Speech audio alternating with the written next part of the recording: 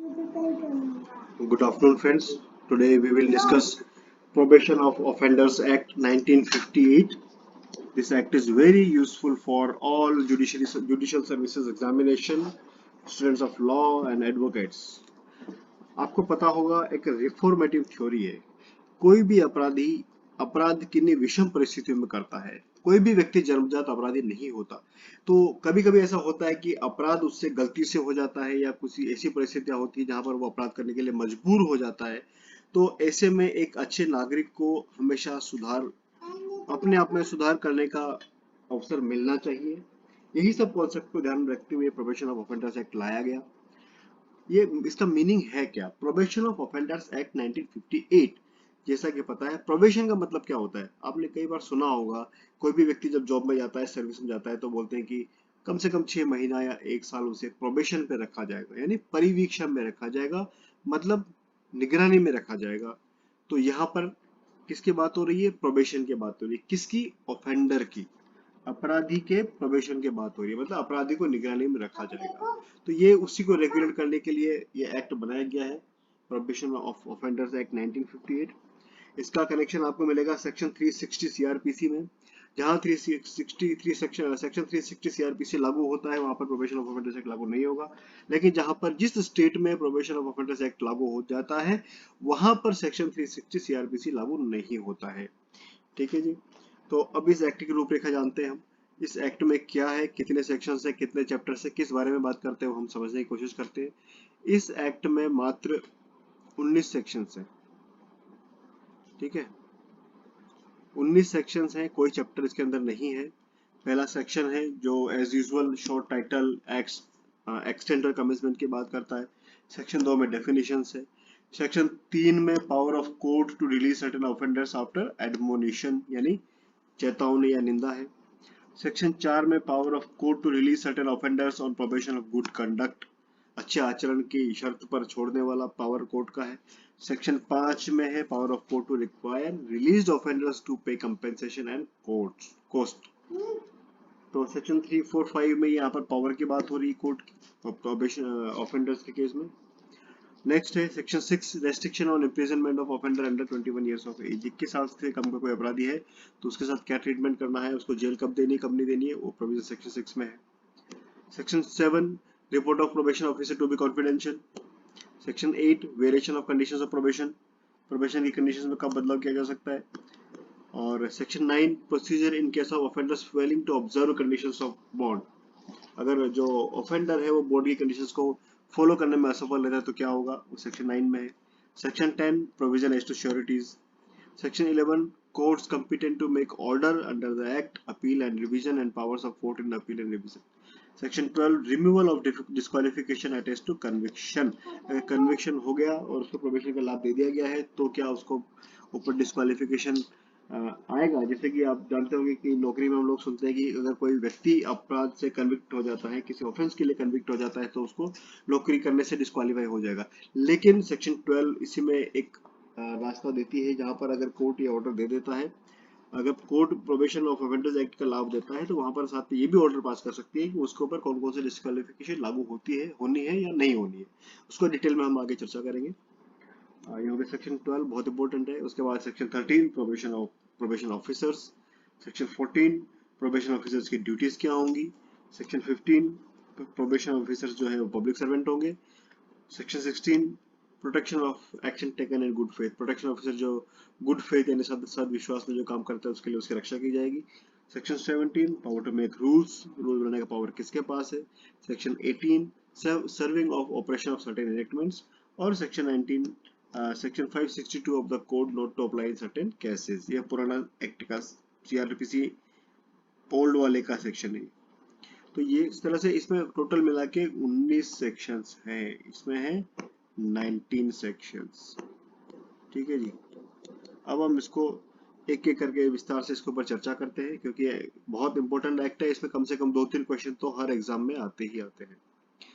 तो जैसा कि बताया गया था, प्रोबेशन ऑफ ऑफेंडर्स एक्ट 1958 इसका नाम है। 16 मई 1958 को ये डेटेड एंड साइंड है। और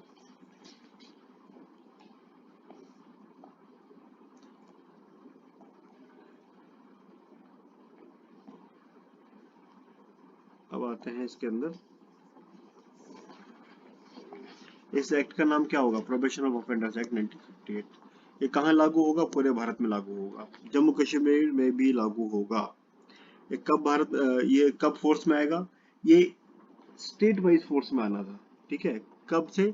it shall come into force in state on such date as the state government may by notification in the official gazette appoint and different dates may be appointed for different parts of the state। ये पूरे भारत में एक साथ लागू नहीं हुआ, ये हर state में अलग अलग समय पर लागू हुआ, और ये तब लागू होगा जब भारत का कोई राज्य इसको अपने ऑफिशियल गजट में नोटिफाई कर दे। अब आती है डेफिनेशंस के सेक्शन। डेफिनेशंस में कोई खास बात नहीं है। कोड का मतलब होगा सीआरपीसी। प्रोबेशन ऑफिसर का मतलब होगा या वो ऑफिसर जो सेक्शन 13 ऑफ दिस एक्ट में अपॉइंट हुआ है। प्रेस्क्राइब्ड, जो कि रूल से प्रेस्क्राइब्ड है। ये इंपॉर्टेंट है कि word and expressions used but not defined in this act, जो वर्ड्स या एक्सप्रेशंस हैं जो इस एक्ट में डिफाइंड नहीं है लेकिन सीआरपीसी में डिफाइंड है, उसका वही मतलब होगा जो सीआरपीसी में है। यहाँ पर 1898 लिखा है क्योंकि जब ये एक्ट आया था 1958 में तब यही लागू होता था। 1973 में अभी सीआरपीसी चेंज हो गया है, तो यहाँ पर आप इसको सीआरपीसी 1973 पढ़ सकते हैं। अब आते हैं इसके मेन प्रोविजन पे, सेक्शन 3, 4, 5 और 6 में। तो वन बाय वन चलते हैं। सेक्शन 3, 4, 5, 6 चारों सेक्शन बहुत इंपॉर्टेंट है, बहुत इंटरेस्टिंग भी है और बहुत इजी भी है, ठीक है। सेक्शन 3 बात करता है एडमोनिशन की, चेतावनी पे आप कब छोड़ेंगे उसको। सेक्शन 3 चेतावनी की बात करता है, एडमोनिशन की बात करता है। जाहिर सी बात है, चेतावनी आप कब देके छोड़ दोगे किसी व्यक्ति को? जब उसने कोई सामान्य सा अपराध किया हो, कोई छोटा मोटा कोई अपराध किया हो, गंभीर अपराध होगा, जाहिर सी बात है आप उसको चेतावनी देके नहीं छोड़ेंगे। यहाँ जब चेतावनी की बात हो रही है तो आप कॉमन सेंस अपना ये लगा सकते हैं कि कोई छोटा मोटा साधारण सा अपराध उसने किया होगा।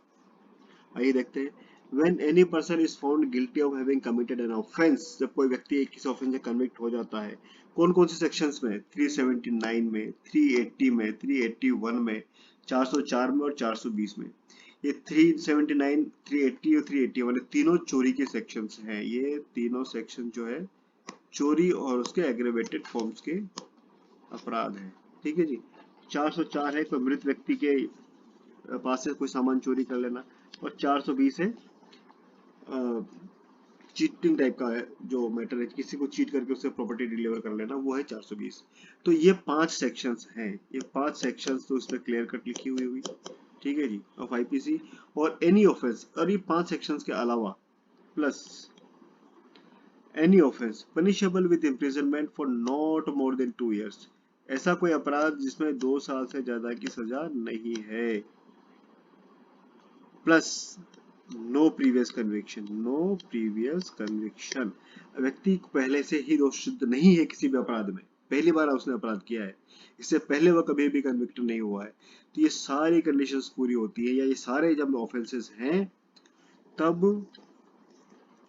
द कोर्ट, कौन सी कोर्ट? By which the person is found guilty, जिसने उस व्यक्ति को दोष सिद्ध पाया है, is of the opinion, उसका ये ओपिनियन बनता है उस कोर्ट का, that having regard to the circumstances of the case, क्या क्या बातों को मद्देनजर रखते हुए, circumstances of the case, मामले की परिस्थितियां, nature of the offense, अपराध की प्रकृति, character of the offender, अपराधी का चरित्र, ये सब बातें ध्यान में रखते हुए कोर्ट को लगता है कि it is expedient to do so, then तब notwithstanding anything contained in any other law, बाकी किसी भी लॉ में कुछ भी लिखा हो, the court में, कोर्ट के पास विवेकाधिकार है यहाँ पर, may means discretion, विवेकाधिकार है यहाँ पर, कि instead of sentencing him to any punishment, उसको किसी अपराध, किसी दंड से दंडित करने के बजाय, किसी सजा से दंडित करने के बजाय,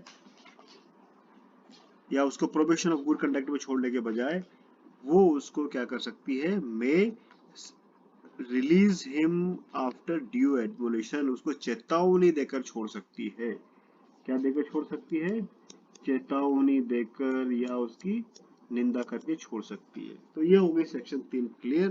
सेक्शन 3 में क्या याद रखना है? 5 सेक्शंस हैं, 379, 380, 381, 404, 420, या 2 साल से कम की सजा वाला अपराध किया हो और पहली बार का अपराधी हो, इससे पहले उसके ऊपर कोई कन्विक्शन नहीं हुआ है, तब उस केस की परिस्थितियां, अपराध की प्रकृति, अपराधी का चरित्र, इन सब बातों को ध्यान में रखते हुए कोर्ट उसको चेतावनी देकर छोड़ सकती है।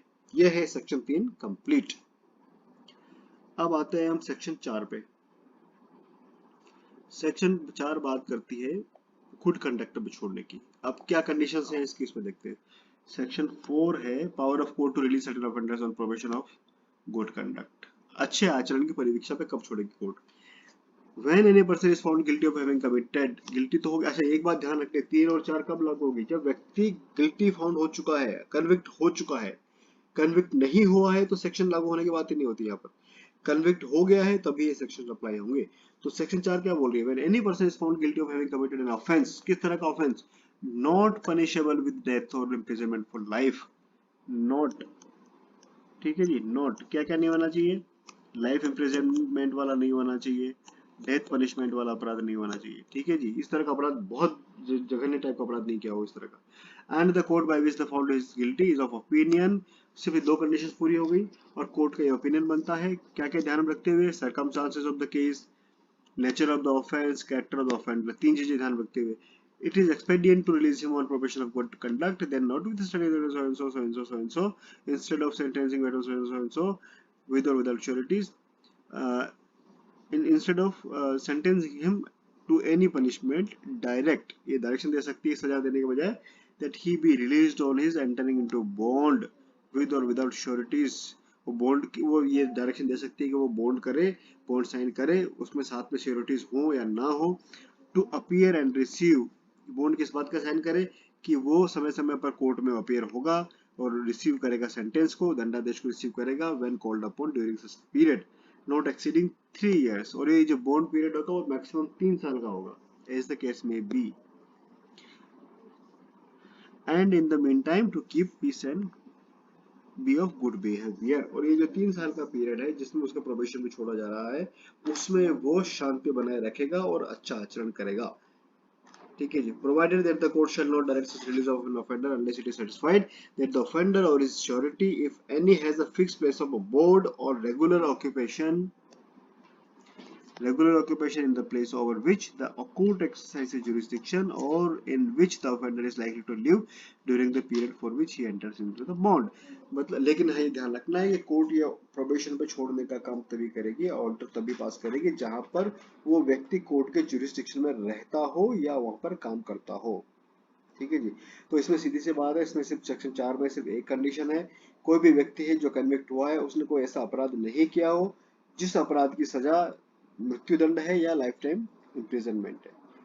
अगर ये कंडीशन पूरी होती है तो कोर्ट अपने विवेक पर उसको मामले की परिस्थितियां, वो सब अपराध की प्रकृति और अपराधी का स्वभाव देख के उसको सेंटेंस देने, उसको पनिशमेंट देने के बजाय प्रोबेशन ऑफ गुड कंडक्ट में छोड़ सकती है अधिकतम 3 साल के लिए, ठीक है जी। अब आगे बढ़ते हैं सेक्शन, अच्छा ये 4 की बाकी कंडीशंस हैं, इसको आप देख सकते हैं शॉर्ट में, और कोटा मोटा मोटा बात मैंने बता दिया है। अब आती है section 5, power of court to require released offender to pay compensation cost. जो कोर्ट है कब उसको कंपनसेशन कॉस्ट के लिए बोलेगी? The court directing the release of offender under section 3 or 4 may if it thinks fit make it at the same time a further order directing to him to pay. जो 3 or 4 में जब court उसको release कर रही है तब साथ के साथ कोर्ट एक और ऑर्डर दे सकता है। क्या ऑर्डर दे सकता है?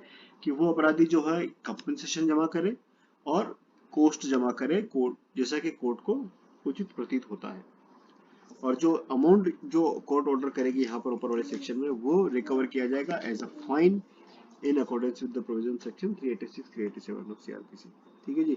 और civil court trying any suit arising out of the same matter for this offender is prosecuted shall take into account any amount paid or recovered as compensation under subsection 1 in awarding damages। मान लीजिए जिस जो victim था उसने civil suit भी file कर रखा है और उसमें उसको कोई हर्जाना या कंपनसेशन क्षतिपूर्ति मिलनी है, तो वो कोर्ट ही ध्यान रखेगा सिविल कोर्ट की क्या उसको section 5 probation of offenders act में भी क्या विक्टिम को कुछ हर्जाना मिला है?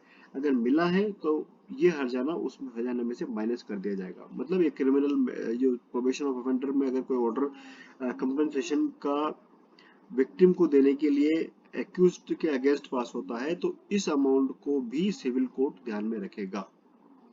सिंपल। सेक्शन 6, सेक्शन 6 बहुत इंपॉर्टेंट और बहुत इंटरेस्टिंग है। सेक्शन 6 बात करता है restriction on imprisonment of offender under 21 years of age. जो लोग 21 साल से कम के हैं। ठीक है जी, जो लोग 21 साल से कम की आयु के हैं। ये सेक्शन क्या बोलती है? When any person under 21 years of age is found guilty, जब 21 साल से कम का व्यक्ति दोषी सिद्ध हो जाता है of having committed an offence punishable with imprisonment, जिसमें जेल की सजा है, but not imprisonment for life, उम्र कैद की सजा नहीं है। जेल की सजा तो है लेकिन उम्र कैद की सजा नहीं है। The court by which the person is found guilty shall not sentence him, shall यहाँ order है, यहाँ पर shall है, shall कोर्ट के ऊपर ड्यूटी है, यहाँ पर shall not sentence him to imprisonment, उसको जेल की सजा नहीं देगी अनलेस, कब तक नहीं देगी?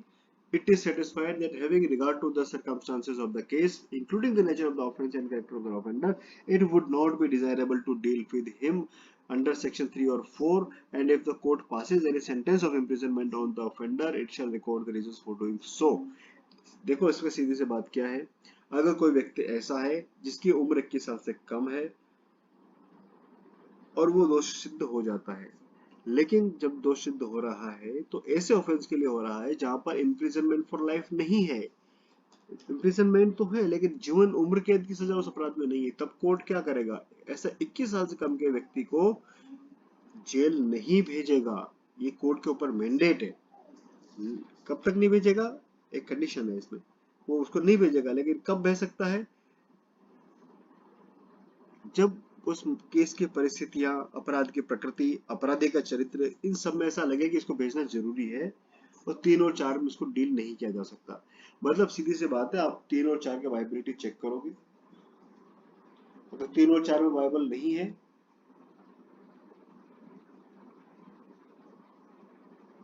तब shall not sentence him to imprisonment unless it is satisfied, हाँ, the court by which the offences person is found guilty shall not sentence him to imprisonment unless it is satisfied that having regard to the circumstances of the case, including the nature of the offence and the character of the offender, it would not be desirable to deal with him under section 3 or 4, and if the court passes any sentence, और court अगर इसमें sentence of imprisonment पास कर, वैसे तो क्या बोला जा रहा है ऊपर, सेंटेंस अगर 21 साल से कम का है तो इम्प्रिजनमेंट का सेंटेंस पास नहीं किया जाएगा, लेकिन अगर पास किया जाता है तब रीजंस रिकॉर्ड किए जाएंगे। रीजंस रिकॉर्ड किए बिना कोर्ट भी उसको इम्प्रिजनमेंट में नहीं भेजेगा। ठीक है जी, for the purpose of satisfying itself whether it would not be desirable to deal with under section 3 or 4 an offender referred to in subsection 1, the court shall call for a report from the probation officer and consider the report if any and any other information available to it relating to the character and physical and mental condition of the offender. अब ये satisfy होने के लिए कि 3 और section 3 or 4 में इसको deal करना चाहिए कि नहीं करना चाहिए, कोर्ट के क्या बातों को ध्यान में रखेगा? एक तो 3 बातों को ध्यान में रखेगा, एक प्रोबेशन ऑफिसर की रिपोर्ट का, ठीक है जी, दूसरा क्या ध्यान में रखेगा? कोई भी दूसरी सूचना अवेलेबल है किस बारे में? Character and physical and mental condition of the offender, चरित्र, उसके मानसिक और उसके शारीरिक हालत अपराधी की जो है उसको भी ध्यान में रखेगा, तब डिसाइड करेगा कि उसको 3 और 4 को लाभ दिया जाए या नहीं दिया जाए, उसको जेल भेजा जाए या ना भेजा जाए। और जेल भेजा जाए, नहीं भेजा जाए तो कारण रिपोर्ट करने की जरूरत नहीं है, लेकिन अगर उसको जेल भेजा जा रहा है 21 साल से कम के व्यक्ति को तो रीजंस रिकॉर्ड करेगी कोर्ट। ठीक है जी। और सेक्शन 7 क्या बोलता है कि जो प्रोबेशन ऑफिसर की जो रिपोर्ट होगी वो कॉन्फिडेंशियल होगी, गोपनीय होगी, वो हर किसी के लिए पब्लिक दस्तावेज नहीं होगा। सेक्शन 8 वेरिएशन इन, सेक्शन 8 है variation of conditions of probation. Probation की शर्तों में बदलाव कैसे होगा, क्या होगा अगर बदलाव हुआ तो? If on the application of probation officer any court which passes an order under section 4 in respect of an offender is of the opinion that in the interest of the offender, किसके interest में? in the interest of the offender, अपराधी के हित में, and the public it is, और public के हित में, it is necessary to vary the conditions of any bond entered into by the offender, it may at any time during the, कब किस समय पर? any time during the period when the bond is effective, जिस समय तक bond effective है उस समय के दौरान कभी भी vary the bond by extending और डिमिनिशिंग द ड्यूरेशन, कैसे कर सकती है वेरिएशन? उसका जो पीरियड है उसकी घटा के या बढ़ा के कर सकती है। सो however it shall not exceed 3 years, लेकिन जो बॉन्ड की अवधि है फिर भी 3 साल से ज्यादा की नहीं होगी from the date of original order और बाय ऑल्टरिंग द कंडीशन, और उसकी कंडीशन और कैसे बदलाव कर सकती है, एक तो समय को घटा बढ़ा सकती है और उसकी कंडीशन में बदलाव कर सकती है या फिर नई कंडीशन उसमें जोड़ सकती है। इस तरह के बदलाव उसमें किए जा सकते हैं। कब किए जा सकते हैं? प्रोबेशन ऑफिसर की एप्लीकेशन पर। कब? जब उसके अपराधी के या जनता के हित में हो। आगे, हालांकि ये सब जो वेरिएशन होगा ये नहीं किया जाएगा without giving the offender and the surety or sureties mentioned in the bond and opportunity of being heard. लेकिन जहां पर भी इस कंडीशंस में इस तरह का बदलाव करना हो वहां पर सुनवाई का अवसर, अपॉर्चुनिटी ऑफ बीइंग हर्ड दिया जाएगा। किस किस को? अपराधी को, ऑफेंडर को, श्योरिटी को, उसके प्रतिभोग को और श्योरिटीज को, जो भी बॉन्ड में उल्लिखित है।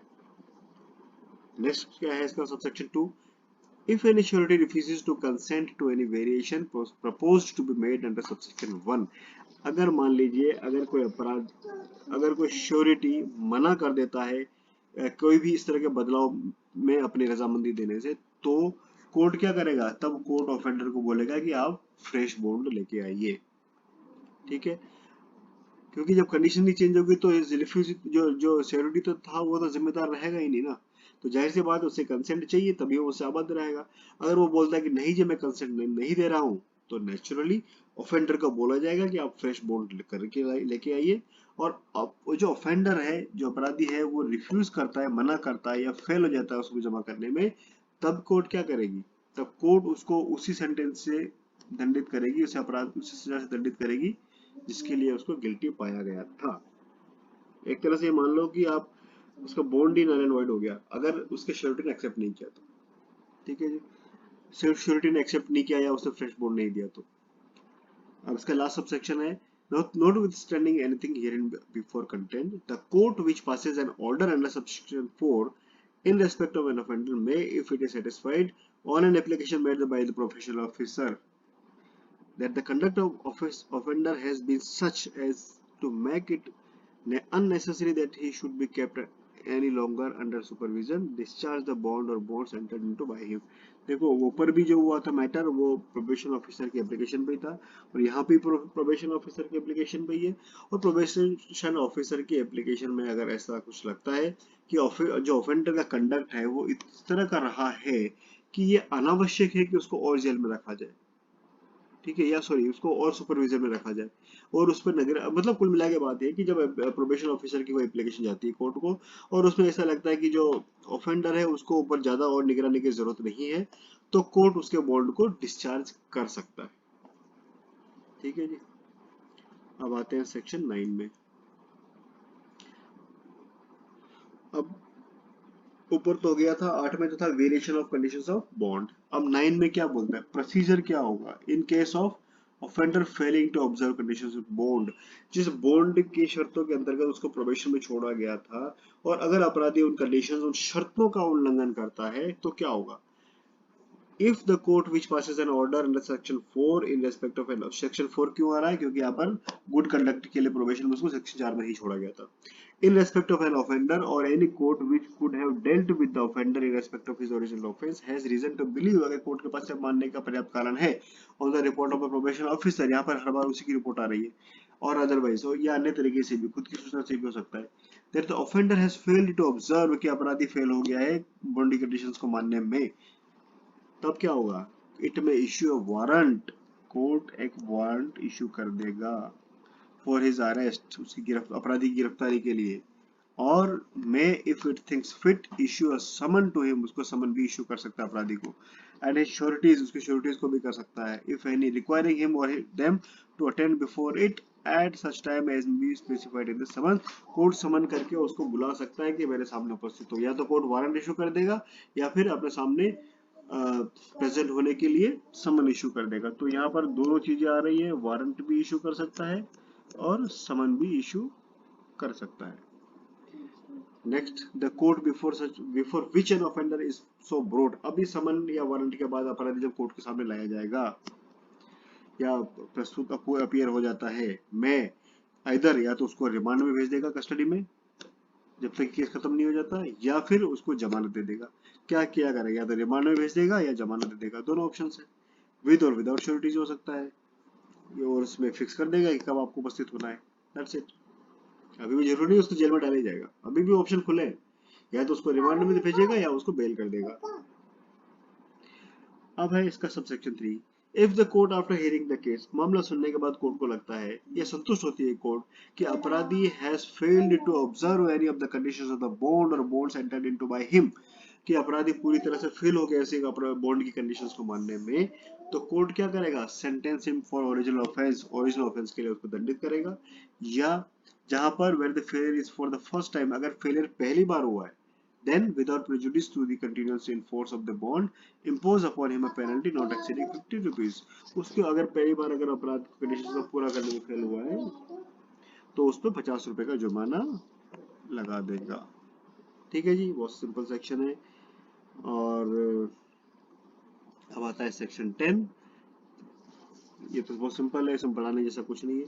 सेक्शन 11, ये भी सिंपल है, इसको भी आप देख सकते हैं, कोई इतना इंपॉर्टेंट नहीं है ये सेक्शन में। और सेक्शन 12, ये इंपॉर्टेंट सेक्शन है, removal of disqualification attaching to conviction. Conviction पर जो डिस्क्वालिफिकेशन होती है उसका क्या ट्रीटमेंट होगा। Notwithstanding anything content, बाकी कुछ भी लिखा हो उसको ध्यान में रखे, बिना कुछ भी लिखा हो तो भी, anything content in any other law, बाकी किसी भी कानून में कुछ भी लिखा हो तो भी, a person found guilty of an offence, कोई व्यक्ति अगर दोषी सिद्ध हो जाता है, and dealt with under the provision of section 3 or 4, और उसको सेक्शन 3 और 4 के अनुसार डील विद किया जाता है, 3 या 4 का लाभ उसको मिल जाता है, shall not suffer disqualification if any attaching to a conviction of an offense under such law। तो वो व्यक्ति जो है डिस्क्वालिफिकेशन से पीड़ित नहीं होगा, वो व्यक्ति डिस्क्वालिफाइड नहीं होगा अगर उस कन्विक्शन से कोई इस तरह की डिस्क्वालिफिकेशन जुड़ी हुई है तो। कुल मिला के बात यह है, अगर आपको सेक्शन 3 और 4 इस एक्ट की धारा का लाभ मिल गया, तब आपके ऊपर कोई डिस्क्वालिफिकेशन काम नहीं करेगी, जो डिस्क्वालिफिकेशन कन्विक्शन होने की वजह से होती। लेकिन अगर आपको लाभ नहीं मिला सेक्शन 3 और 4 का, तब वो डिस्क्वालिफिकेशन आपके ऊपर लगी रह सकती है। कुल मिला के ये पाप धोने वाली सेक्शन है। 3 और 4 से अगर आपको लाभ मिल गया, आपका डिस्क्वालिफिकेशन बाल बाका नहीं कर सकती।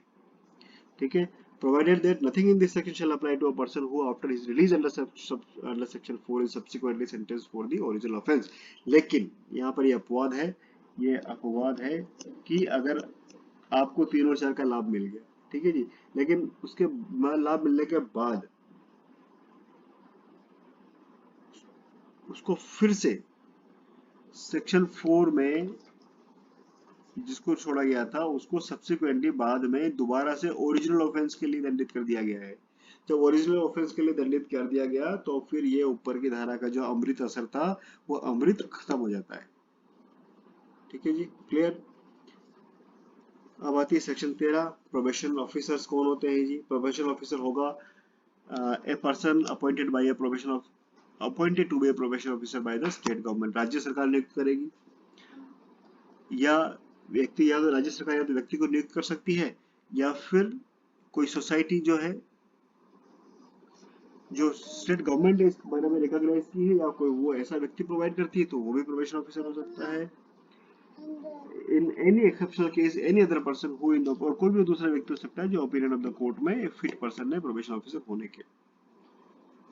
आगे, a court which passes an order under section 4 और द डिस्ट्रिक्ट मजिस्ट्रेट, एक तो कोर्ट और एक डिस्ट्रिक्ट मजिस्ट्रेट, ये क्वेश्चन आता है कौन कौन किस किस के पास पावर है, तो कोर्ट के पास पावर है और डिस्ट्रिक्ट मजिस्ट्रेट डीएम के पास पावर है। क्या पावर है, the court which passes an order under section 4 or the district magistrate of the district in which the offender for time being resides may at any time appoint any probation officer in the place of the person named in supervision order।